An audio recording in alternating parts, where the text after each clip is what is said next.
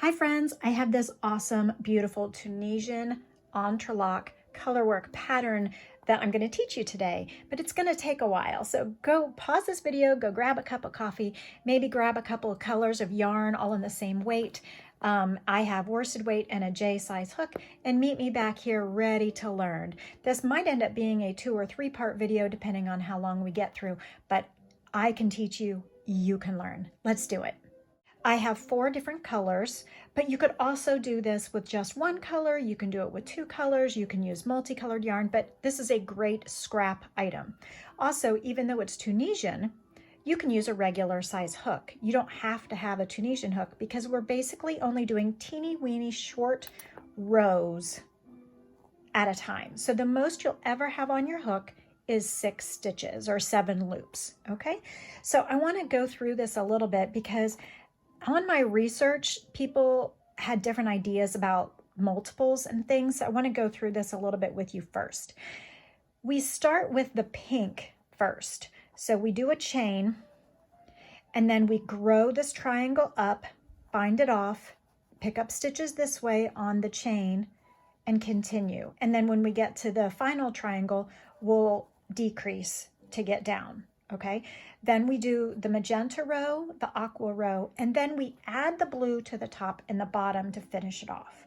You can leave your project unfinished without these holes filled in, and it will just have that rick-rack border, which is absolutely fine, or we can fill it in like this. This might end up being the second video, so we will see how it goes.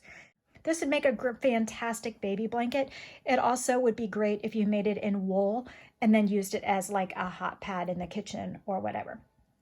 I then started playing with, instead of Tunisian simple stitch, which is this with the little lines, okay, I then started doing Tunisian knit stitch to see how that would go. And it curled up a lot more than the Tunisian simple, okay, but the Tunisian simple also curled some, but the more rows you do, the more it'll flatten out. And also it should block, and then when you put a border on it, it'll be even better. But look at this one. This one's adorable. This one's Tunisian purl stitch, and I really like that. So I might end up doing this in Tunisian purl on another project. So just to let you know that it doesn't all have to be Tunisian simple stitch. You could do it in knit, although the gauge, you can see it kind of squishes in, and so the gauge gets off a little bit. But Tunisian purl was awesome, and I might have to design something in the Tunisian purl. The back side of the Tunisian purl looks like more Tunisian purl or garter stitch. The back side of the Tunisian knit looks like garter stitch. And the back side of the Tunisian simple looks like garter stitch. Okay, so just to give you some ideas so that you can decide which one you want to try. I know I'm definitely going to try the Tunisian purl stitch in another video. Let's start with a multiple of 11 plus 1.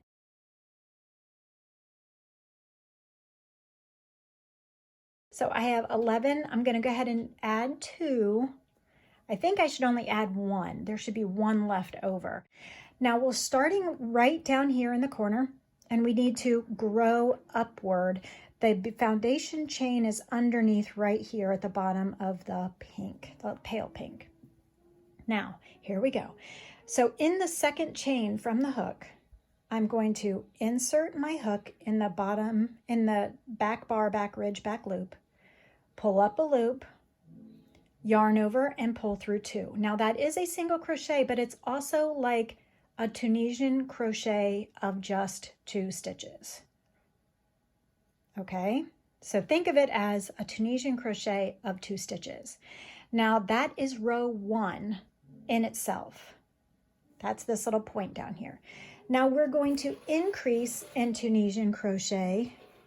My yarn is over here. Okay, get caught. I'm going to increase by placing the next stitch right in here next to the bar and in the next chain on the chain. So we are increasing here, pulling up a loop, and pulling up a loop in the next chain right here. Okay, Now we have, if you're Tunisian crocheting and you get to the bottom of the row, the end of the row, we're just considering this like a short row and we're stopping here. This is row 2. We would normally chain one or yarn over once, pull through just 1 loop on the hook, then yarn over and pull through 2 loops on the hook.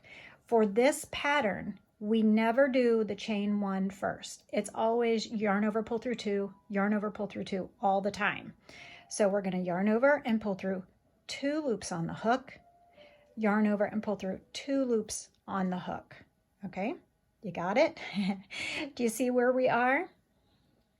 Can you guess where the next stitch is going to go if we're going to increase?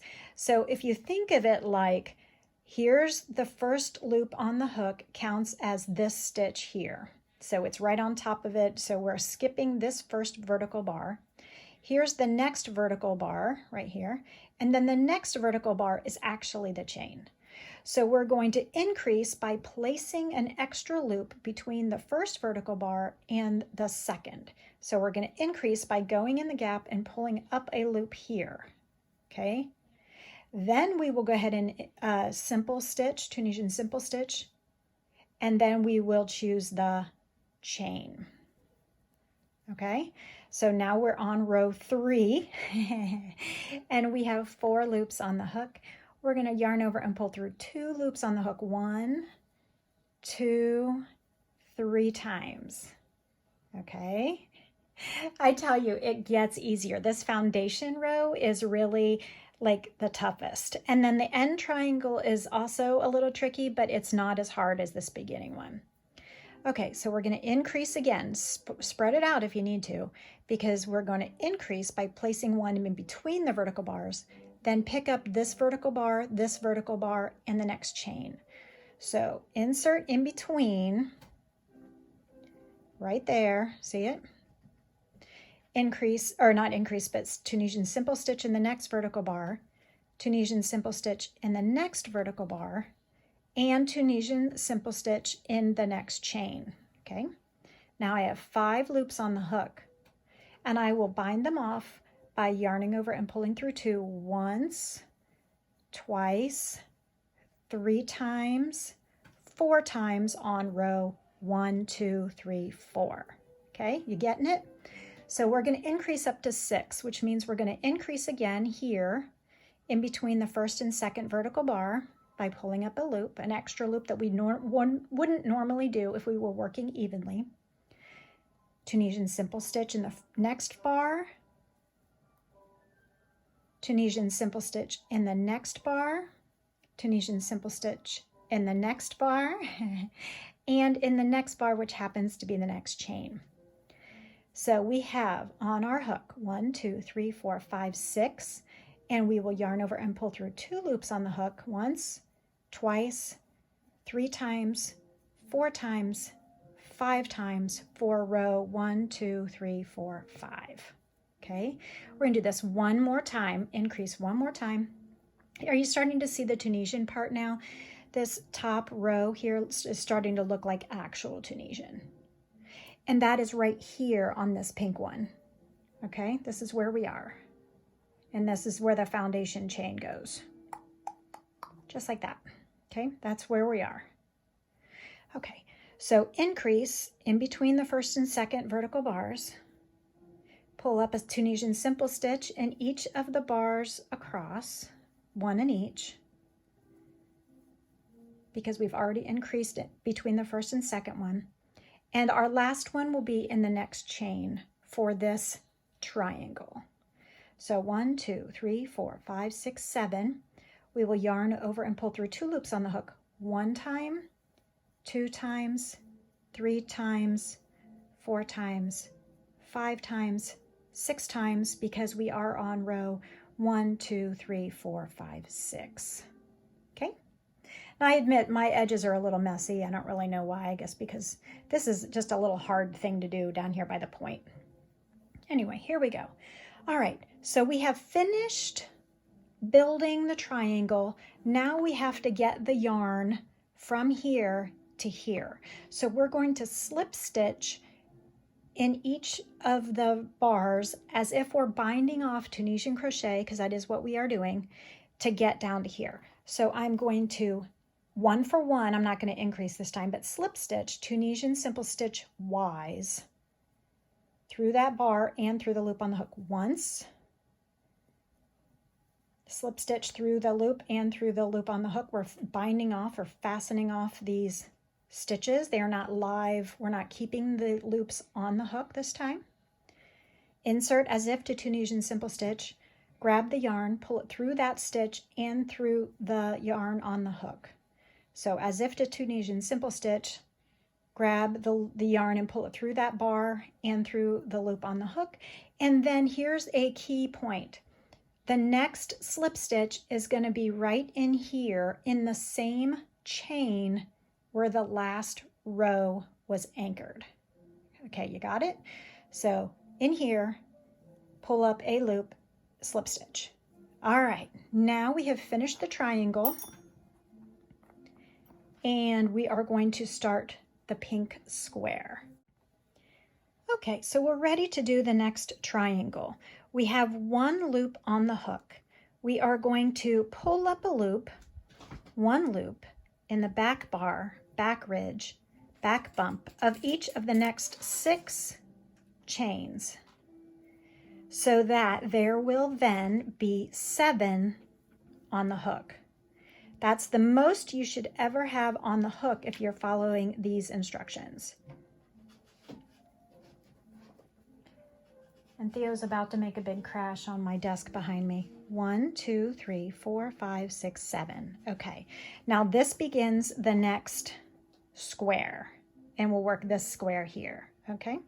So with this pattern, we are not yarning over and pulling through just one, we're yarning over and pulling through 2. Yarn over, pull through 2, once, twice, 3 times, 4 times, 5 times, 6 times, okay? We are just building up this square, but we're gonna grab a chain on the side so that this chain goes vertically. Theo, what are you doing back there, buddy? So we're going to Tunisian simple stitch right here, 1 in each. We are not increasing this time because we're not working a triangle, it is a square.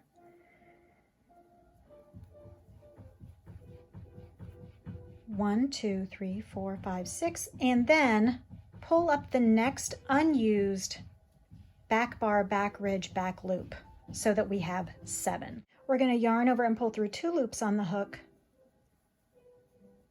all the way across. Now this is where if you wanted to do Tunisian knit stitch or Tunisian purl or whatever, you could just do that here on this next row, okay? But I'm going to continue with Tunisian simple stitch for this pattern. Pulling up a loop,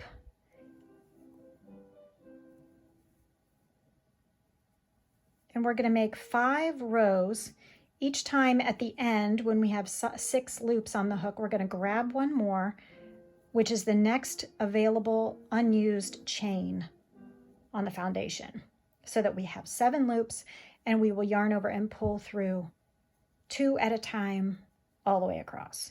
And see how it is curling on me? It's just going to happen, but we'll just keep building and it'll either go away or get weighted down, or we'll put an edging on it, or we'll block it or something. It'll be fine. It's not nearly as bad as a lot of the other styles of Tunisian. If you want to see a video on how to keep Tunisian crochet from curling, I have a video for that, and I'll try and put a card right here. Okay. So we're going to keep working this tiny little Tunisian simple stitch square, and when we get to the end of the row, instead of yarning over and pulling through 1, we're going to yarn over and pull through 1 chain. Then we're going to yarn over and pull through 2 loops all the way across. So instead of making 1 chain like you do on traditional Tunisian, where the chain is already there, so we're just going to pick it up. So we now have 1, 2, 3, 4, 1, 2, 3, 4 rows, and we are going to do another one.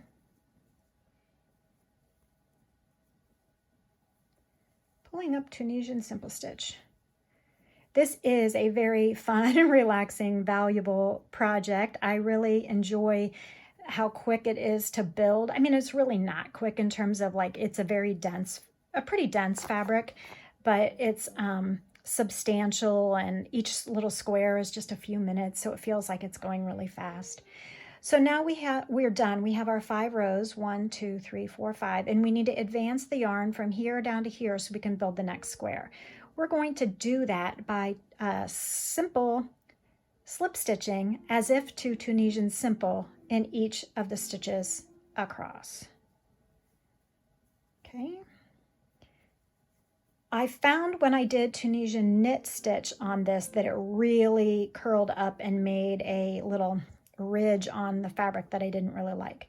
When you get to this piece, at the end, when I've done all of them, you're going to also slip stitch in the same chain there and anchor it. Not a new chain, but use the same one with a slip stitch. And now we're ready to begin the next row, which the next little square, and then we have to do a triangle at the end. So I want to keep showing you one more triangle here, or I'm sorry, one more square before we do the triangle. So we are going to pull up in the back ridge, back bump, back loop, 1, 2, 3, 4, dropped it, 4, 5, 6, and that makes 1, 2, 3, 4, 5, 6, 7 loops on the hook. So it is time to yarn over and pull through 2 loops on the hook all the way across, which is not that far. It's not too far. Do you got it? Do you have questions? Okay, so let's go ahead and do 4 more rows of this here.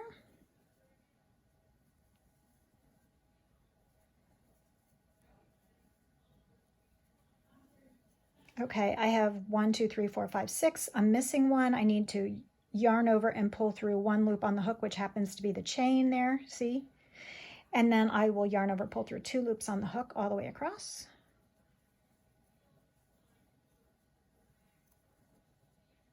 Simple stitch, simple stitch, simple stitch. I hope you guys are well. I hope your brain is clicking with possibilities of fun projects that you can make with your stash. I do like that Tunisian crochet uses a lot of yarn, so you can really whip through that stash really quickly and make a really gorgeous blanket with this Tunisian Entrelac process. So grab the next chain, next available chain, yarn over and pull through 2, 2, 2, 2, 2, and 2. We have 1, 2, 3, 4 on the hook, 4 rows, 1, 2, 3, 4 rows made. So we'll do 1 more.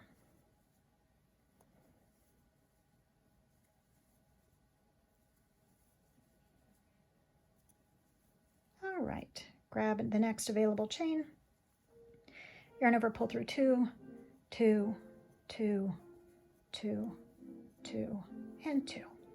Okay, with 1, 2, 3, 4, 5 rows done, it's now time to bind off with a slip stitch as if to Tunisian simple. So insert the hook as if to Tunisian simple, but slip stitch by pulling through that loop and the loop on the hook.